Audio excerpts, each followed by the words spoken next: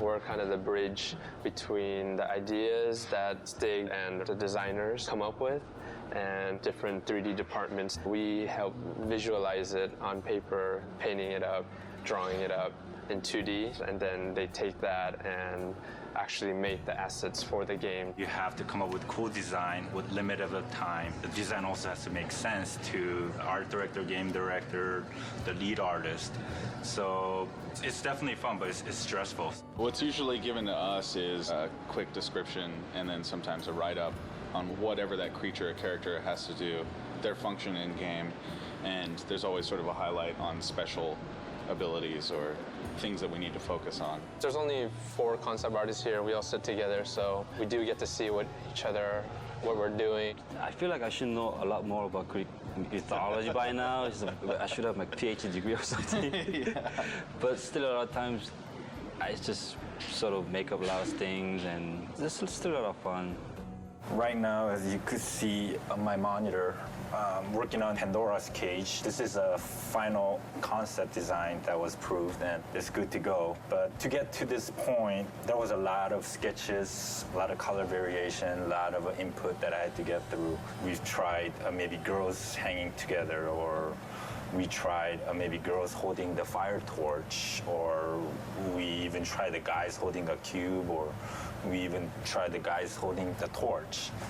So after all this variation, the one got picked, which was this 2 characters, Icarus. Because I mainly focus on environment, I took a lot of pictures of myself. Actually, it was my wife took it for me last night. It's kind of embarrassing to show, but I'm wearing my boxers and just shirt.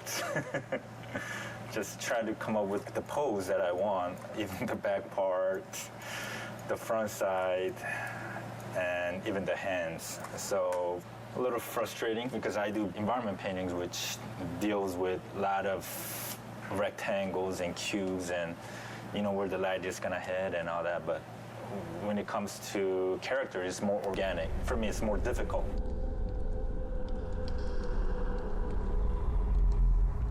Is Palace for the Gods. These are the basic thumbnails I showed to director. Then from here, we start to bring in all these location elements where each portion of the buildings are representing different levels. It's not just figuring out the entire look of the place. I also have to figure out how each sections are connected. The actual elevation of the location and how it's connected has to be pretty accurate. Every time I do a second pass on the concept, it raises so many questions again. Feedbacks means change, and after that it raises different questions, and another meeting, and feedback again, and changes. So it started with a very ambitious and very inspired task, and then slowly became a big headache. But the funny thing is, you never get to see this scale in actual game, because actual gameplay only takes place in this top section here. Like you see, it is entire concepts being drawn out from the entire mountain towards the balcony area where the most gameplays take place.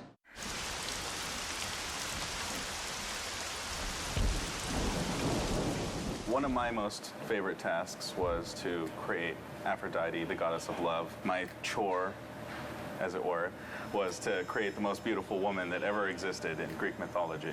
Here I've got some initial sketches. There's a lot of Greek art that involves, sort of the bare breast and things like that. So we were trying to come up with a way of framing these really feminine aspects of this character without being just vulgar. I originally had her hair always bound up, very Greek-like, but they really wanted it hanging down. This is the final 3/4 view of Aphrodite. As you can see, some of the stuff that I had originally concepted in the other pieces did stay. One of the mandates for the character was that she have a girdle made by Hephaestus. Some of the backstory is that Aphrodite was given as a wife to Hephaestus by Zeus. In original Greek mythology, she cheats on Hephaestus by bedding down with Ares, the god of war, the original god of war.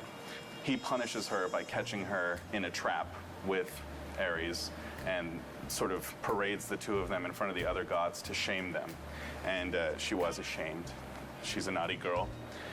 But in our story, he just kept her trapped. We've got various somewhat sexy bondagey entrapments that we've worked up. So the modelers will take this and build, Aphrodite in the flesh. And I must say, I'm really looking forward to see what they do with it. Do you know how long it's been since a real man has come into my chambers? Those bridges outside are nearly destroyed. Zeus refuses to have that stupid mortal Daedalus stop working on his precious labyrinth to fix them.